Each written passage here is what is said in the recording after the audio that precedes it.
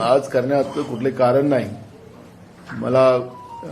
मी पुण्याला एका कार्यक्रमाला गेलो होतो। चर्चेच्याही बाबत मी पवारसाहेबांशी चर्चा केली।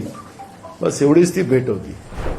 अजेंडा आहे, जनतेचे मूळ प्रश्न बाजूला कसे सारायचे आणि त्याच्यामध्ये धार्मिक तेढ निर्माण करून जनतेचे मूळ प्रश्न बाजूला सारणं ही भूमिका भाजपची राहिलेली आहे। त्याच्यामुळे या गोष्टीतलं कुठलंही तथ्य नाही।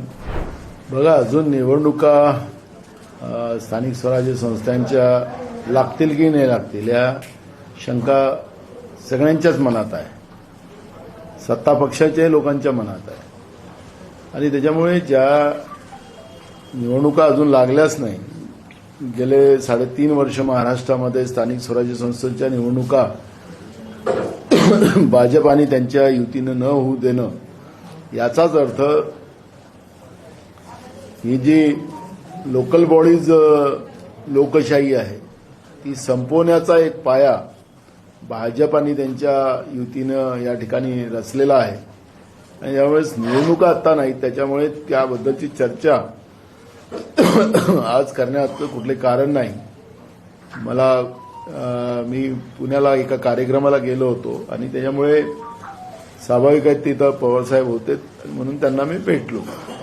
त्यामुळे आमची 2 दिवसाच्या पहिलीची मीटिंग आमच्या महाविकास आघाडीच्या सगळ्या पदाधिकाऱ्यांबरोबर झाली होती।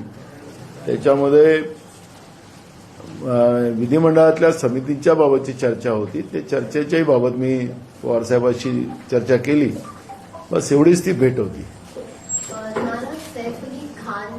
हल्ला प्रकरणामध्ये आता निलेश राणे यांनी वक्तव्य केलं आहे, संशय त्यांनी उभा केला आहे आणि कुठेतरी जिहादचा मुद्दा जो आहे वळण त्यांनी या सर्व प्रकरणाला दिला आहे।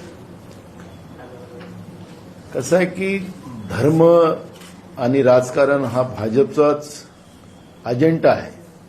जनतेचे मूळ प्रश्न बाजूला कसे सारायचे आणि त्याच्यामध्ये धार्मिक तेढ निर्माण करून जनतेचे मूळ प्रश्न बाजूला सारणं ही भूमिका भाजपची राहिलेली आहे। त्याच्यामुळे या गोष्टीतलं कुठलंही तथ्य नाही। दुसरा महत्वाचा प्रश्न आहे की आज दैनिक भास्करनी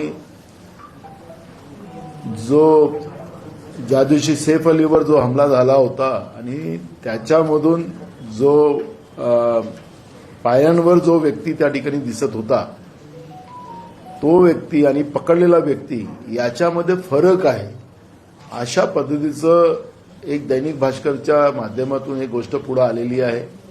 मी पण आता सापडलेला आरोपी आणि तो पायऱ्यावर दिसणारा आरोपी या दोघांमध्ये फरक त्या ठिकाणी दिसतो आहे।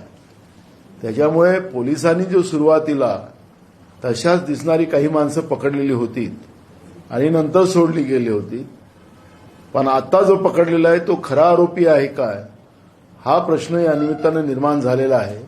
आणि म्हणून सरकारमध्ये बसलेल्या लोकांनी हे धार्मिक तेढ निर्माण करण्यापेक्षा असली गुन्हेगार कोण आहे, याच्या पाठीशी नेमकं कोण आहे, या सगळ्या गोष्टीकडे लक्ष घालण्याची गरज आहे।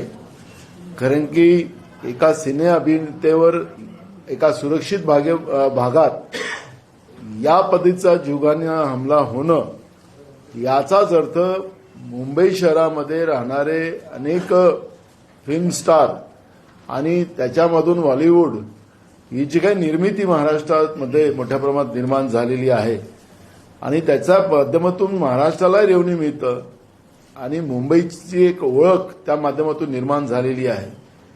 उद्या याच मुंबईमध्ये सुरक्षित भागामध्येच हे कलावंत सुरक्षित नाही, गावातला सरपंच सुरक्षित नाही, सामान्य लोक सुरक्षित नाही, अशी जी भीती जेव्हा महाराष्ट्रात निर्माण झाली तर महाराष्ट्राची काय परिस्थिती निर्माण होणार आहे हे समजूनच अंगावर काटे उभे होतात।